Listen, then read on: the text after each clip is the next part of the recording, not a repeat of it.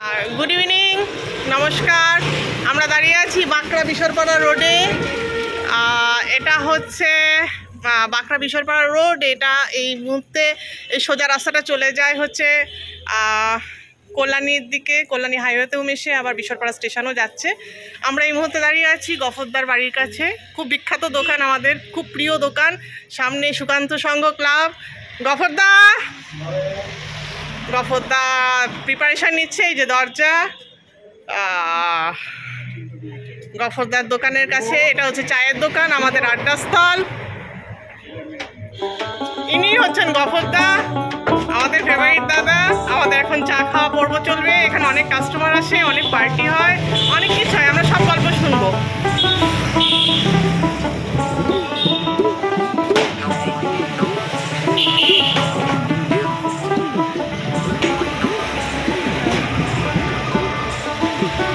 কাস্টমারের সব ঢোকা শুরু করেছে।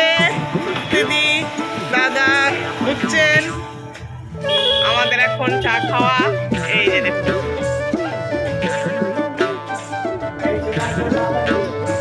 হ্যাঁ সব চলে আসবে।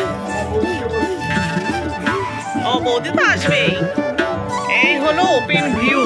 এরকম চায়ের দোকান আমার চোখে খুব কম পড়েছে। চায়ের দোকান হয়তো অনেক আছে, আমি একটু পেছনে যাচ্ছি।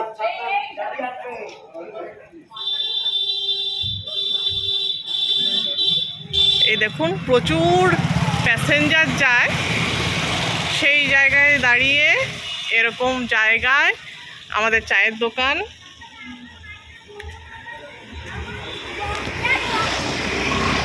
গফরদার প্রিপারেশন চলছে। আমরা এখানে আড্ডা মারি।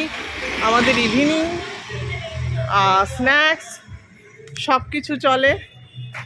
আড্ডা খাওয়া দাওয়া সব চলে।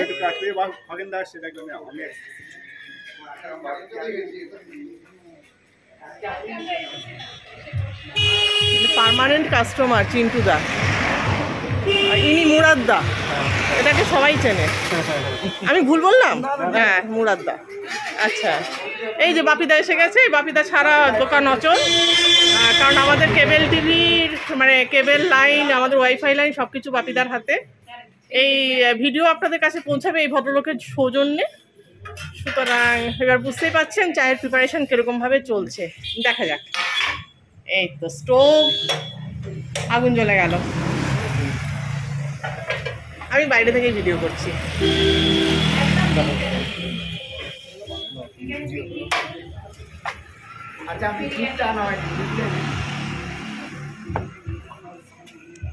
এই হচ্ছে সুকান্ত সংঘ ক্লাব আর এই নিউ ফ্রেন্ডস টেলার্স। ওই পাশে চপের দোকান। আপনারা সন্ধ্যে 6:30টার পরে পাবেন। এখন যেহেতু রমজান মাস আসছে, একটু খেয়াল করে। এখানে পিঙ্কু চপের দোকান, গরম গরম চপ ভাজা হয়। এই যে কাকিমা চপ তৈরি করেন। আর এই যে পিঙ্কুর চপের দোকান। এই যে পিঙ্কু ভাজছে চপ, দেখতে পাচ্ছেন। আলুর গরম গরম চপ। পিঙ্কু দাম কত বলে দে? 7 টাকা পিস। সব চপ? সব চপ 7 টাকা। সব চপ 7 টাকা। এছাড়া সবজিও আছে, ও সবজিও বিক্রি করে। বাজার করা যখন বাড়ি ফিরছেন, বাজার করার জন্য হলে এখান থেকে নিয়ে যাবেন। আবার আমরা যাচ্ছি গফরদার দোকানে।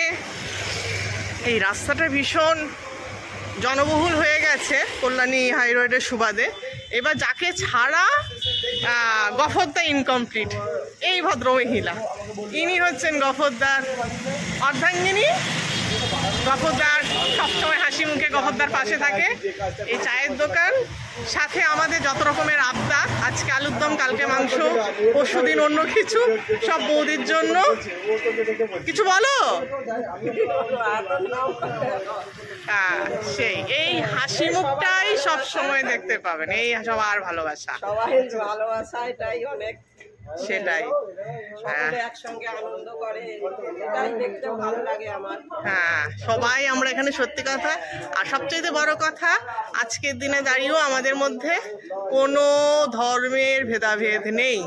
আমি নিজে এসে গফরদাকে তুলসী গাছের চারা দিয়ে গেছি তুলসী চা খাওয়ার জন্য।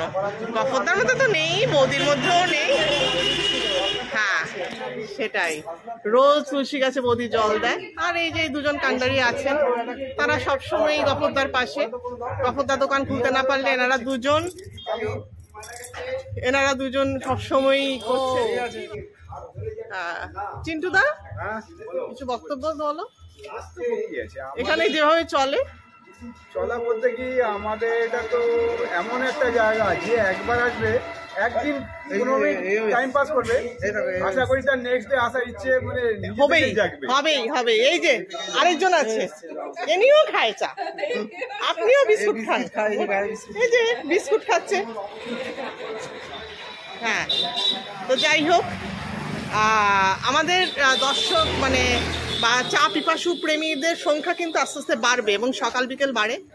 গফরদা, তোমার সময় বলো, কটা থেকে দোকান খোলা থাকে? আমার দোকান খোলা থাকে সকাল 7টা থেকে 9টা পর্যন্ত। চা হয়, তারপরে বাবুরা এসে সব বসে যায় গল্প করতে, আড্ডা করতে করতে 1টার সময় দোকান বন্ধ হয়। চায়ের দোকান মানেই বাঙালির সেই আড্ডা, রকবাজ। আজকের দিনে যেন সেগুলো প্রায় মিলিয়ে গেছে। সোশ্যাল মিডিয়া, মানুষের কর্মব্যস্ততা, সব কিছু মিলিয়ে যে ইঁদুর দৌড়ে আমরা দৌড়াচ্ছি, বাঙালির সেই পুরনো চায়ের আড্ডার দোকানের সেই মাদকতাটাই যেন হারিয়ে গেছে। তবু আজকে 2025-এ দাঁড়িয়েও এখনো কিছু সেরকম চায়ের দোকান আছে হয়তো আমাদের আশেপাশে, যেখানে গেলে আমাদের মানসিক ক্লান্তি দূর হয়। অনেক খোঁজ খবরও পাওয়া যায়। গ্যাসের সাথে আধার কার্ড লিঙ্ক, ব্যাংকের কোনো প্রবলেম, জলের লাইনের অসুবিধে, এসব বিভিন্ন খবর আমি পেয়েছি এই দোকানে গিয়ে। কলকাতায় দেখেছি বিভিন্ন সময়ে পুরুষদের একটা আধিপত্য ছিল, হয়তো এখনো আছে।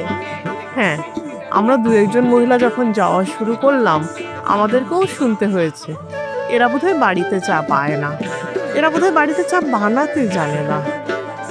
এ মা, চায়ের দোকানে বসে চা খাবে কেন?